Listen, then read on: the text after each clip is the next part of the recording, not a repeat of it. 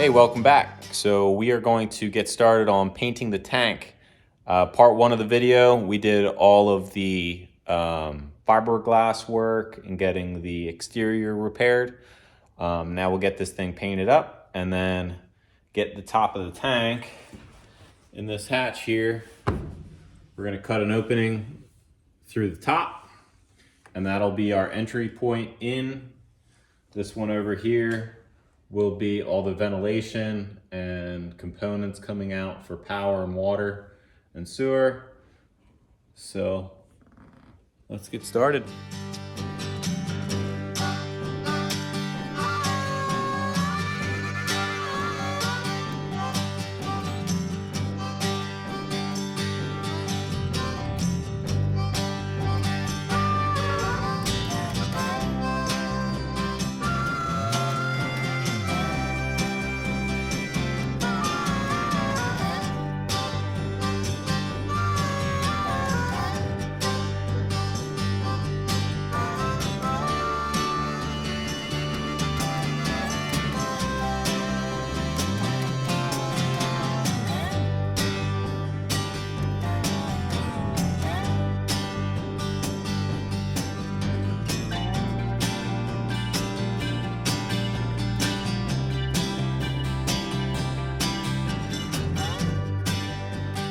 So we are about to open up the hatch into the tank to gain access.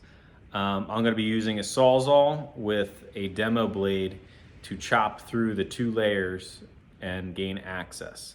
So I will show you the area that I'm going to be chopping out right now. The other hatch over here, that one is for all of the components, so like all the plumbing that'll come out of there, also the ventilation. So it's already got like 4.5 inch screw-on points for plumbing and pipes and whatnot. So let me show you this hatch. So this is what we got here. We got a couple plumbing spots here on this hatch. The reason why I'm not using this one to gain access is because this one down here already had a spot that was already somewhat busted open. So we're just gonna cut the remainder in and around here, around this edge, and that'll be our entry down in. So that'll be sweet. So we got one spot here we could do ventilation, or do ventilation come out that one. Any one of these on this plate here could be used for tubes, water or electric or sewer. I painted these things yellow, basically to mark where my lifting points are. These hatches I did yellow just to identify the areas for entry, so when it's placed in the trench. So that's the plan. Let's get to chopping.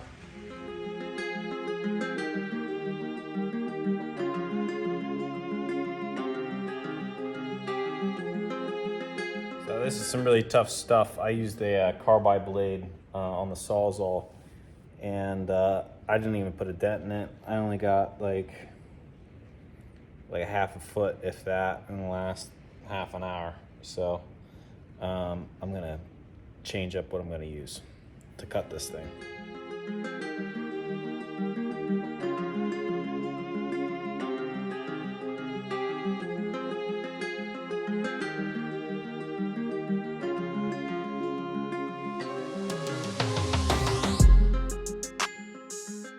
So I just used a chainsaw to get through the top, and that didn't do a great job at all. So Sawzall down, chainsaw down, as far as usable items to get into this. The best bet is always a angle grinder with a cutoff wheel. That gets into just about everything, especially fiberglass. It just takes a little while and produces a whole bunch of dust. So that's what I got to do next.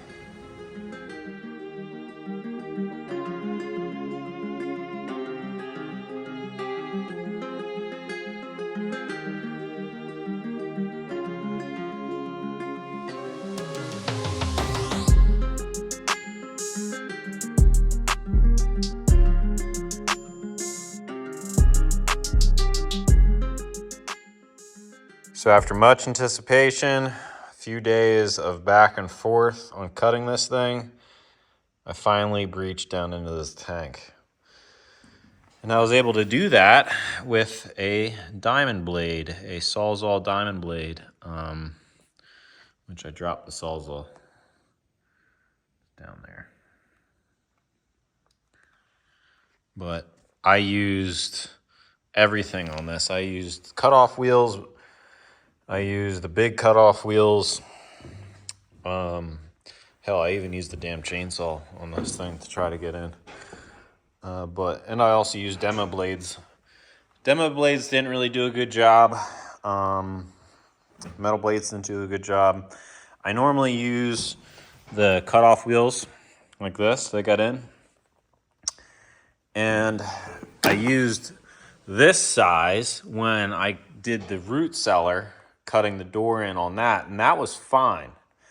That worked just fine, but the thing is, this was so tight to try to get the saw in and around because there was two big like fittings like this that were in the middle. And it was really hard to get the blade close. I could get it through the top layer. I couldn't get it through the second layer, so everything was still attached. But I got a bunch of 1/4-inch drill bits, and I popped a series of holes all the way in and around this, and then I just basically connected the dots with the diamond blade on the Sawzall. So I will link the blade that I used for this in the video, so that you know what I used. Here it is. It's pretty big. But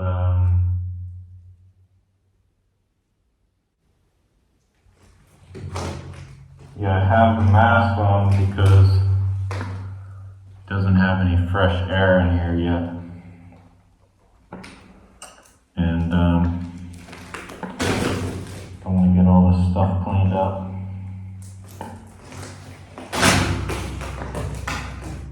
So that I can start to work. But there is a lot of bees nests in here. Let me show you. Bees nest there. So that's the piece that I cut out, what's left of it. And all this gravel, I'm really not sure how it got in here, but there is a ton of it. So I'm gonna have to shovel all that out. And then get this thing pressure washed and cleaned, but definitely got my work cut out for me on this. It's pretty large in here. Feels bigger than the other tank, but they're both the same size.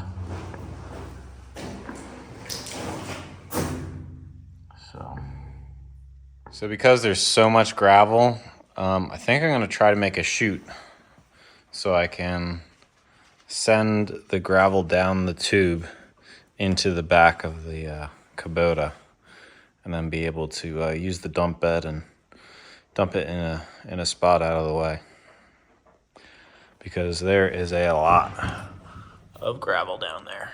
It's going to take me forever.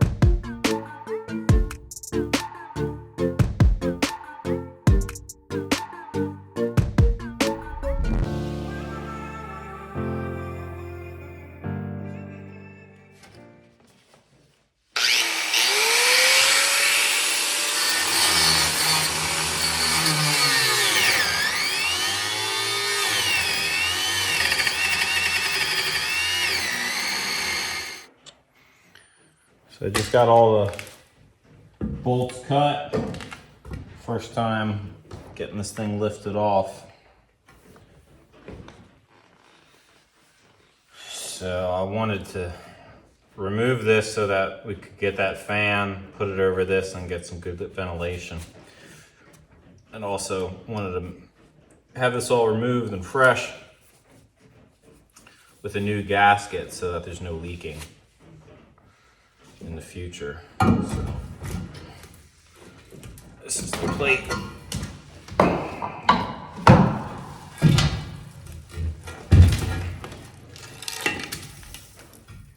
There it is. Got a little weight to it. See, this is the old gasket. This thing was shot. This thing would have definitely leaked. It would have been a big problem. Glad I spent the time.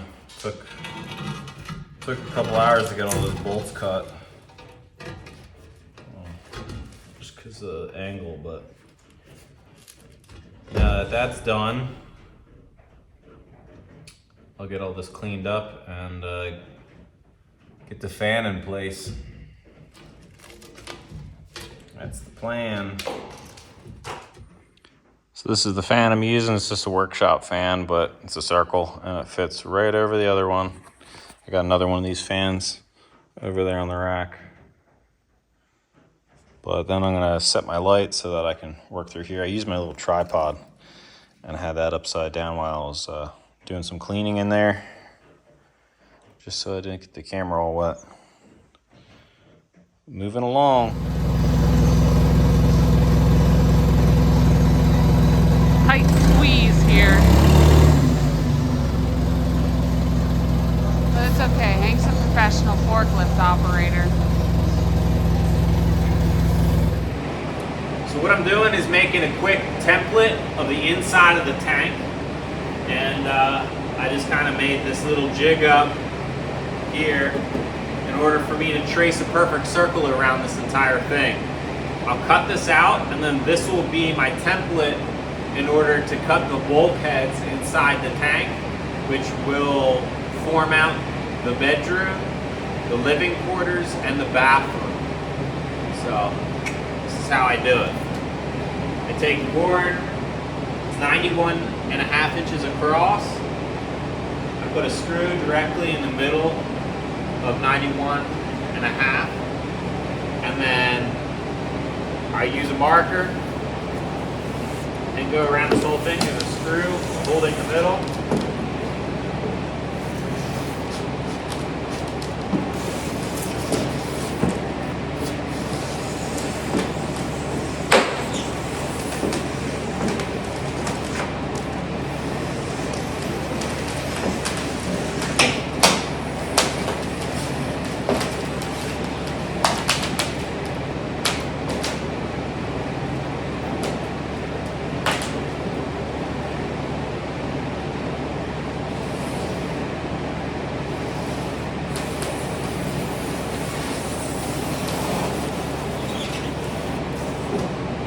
There you have it. There's a perfect circle. So there's all my intersecting lines. This will be my main jig. That one's my backup jig. But this is pretty close to how I used to do things for boat building. Once I have all my reference lines down, I cut this one to be used as my main template, and I can start marking up different wood and getting that cut out, and then we'll start fitting our bulkheads.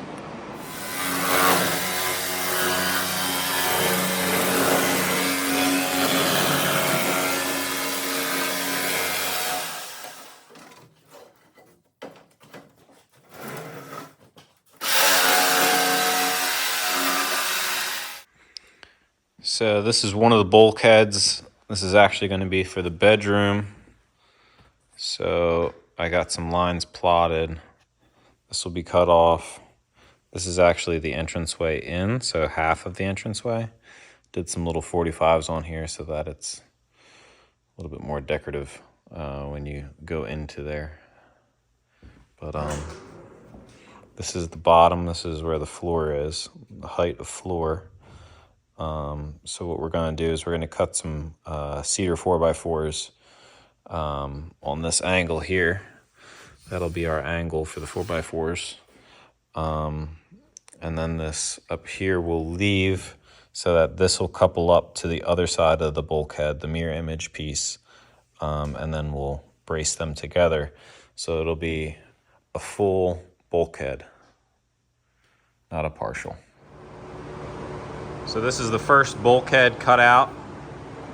These are going to be my floor joists. This here, this one, and this one. This is the doorway into the bedroom. And it'll be almost 2 different levels. This will be the height on the common area, and then this is basically the height of the floor in the bedroom area. But there's going to be storage underneath the bed, so that we can put, food supply and some other stuff in there. So that is the first part of this. Once I get this one up, I can cut a bunch of these, which will complete the floor in the common area. And then I can move on to the bulkhead for the bathroom. So I have my fan going, keep my ventilation nice and fresh, but let me turn it off so I can show you the bulkhead. Bulkhead that I got in. So that'll be the bedroom inside of there. So I'm going to cut the one out for the bathroom now. This is floor height here. Still have a little bit of water in here from when I washed it. That'll get up, but I should be able to easily fit a queen size bed inside this area. What I'm going to do is I'm going to fiberglass up and around as tabbing, structural tabbing, in the corners here. Just how boats are built. So I will glass the corners on either side. Then each one of these will have a glass at the end to hold them tight. And then our subfloor will sit on top of here. And we'll go every 2 feet all the way down. So the common area will be 7 by 8, 7 feet long by 8 feet wide. We'll do our countertops in here and our built-in cabinets. And this will be a long bench, which will be a bed. And then I'm gonna actually take this bulkhead out and use it as my template to cut the mirror image one for this side. And there'll be the shower here and the toilet here. So that's what my next task is. So just pulled that bulkhead back out so I can use it as my template for the bathroom bulkhead. So I'll actually keep these as doors. So when I cut this out, I cut it out as nicely as I can. So I labeled it. This one's top right, this one's top left. So we'll probably stain this. We'll paint these doors. It'll either be doors or a curtain. So whether I'm gonna keep them or not, I don't 100% know yet, but that's how I have it.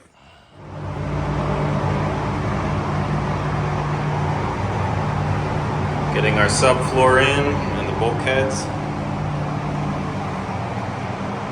Got all our cedar 4x4s, which are essentially our stringers, just like a boat. This is the bedroom. The laser really helps me get everything just right inside the tank.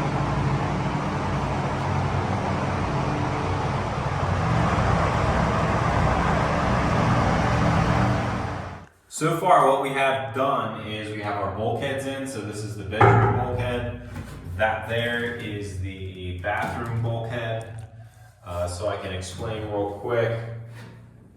this 2x4 is fastened in between these two bulkheads, and that'll be the top of countertop for the kitchenette area. This will be our fastener for our cabinets, our upper cabinets. We may have one or two. Also, we can put hooks and stuff along this. It just gives us more space to attach things to. This one here is going to be the height of bunk, so we'll be able to use this to build off of for a bunk and a dinette area. This one here, we'll be able to put the top of the dinette to the tabletop, will go on top of here, and then there'll probably be some cushions attached on the corners here.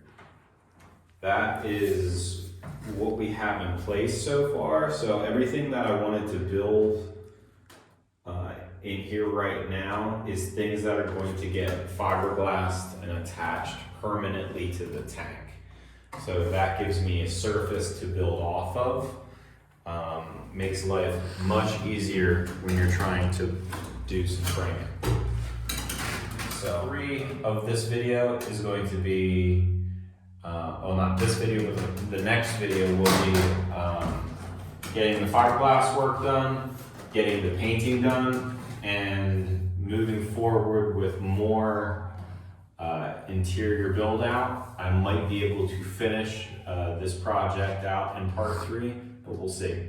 So if you like the video, please thumbs up and subscribe to see more of our content. Thanks for watching.